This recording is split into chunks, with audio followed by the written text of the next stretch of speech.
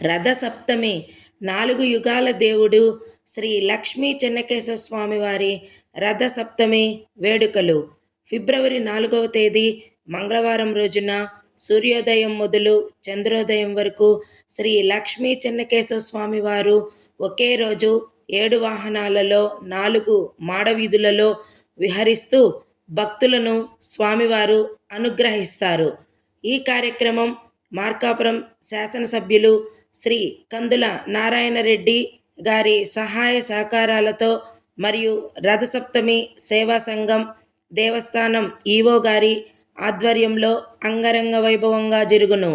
ఈ సప్తవాహనాలకి ప్రత్యేక అలంకరణ దేవస్థానం ప్రధాన అర్చకులు శ్రీపతి అప్పనాచార్యులు గారి ఆధ్వర్యంలో జరుగును.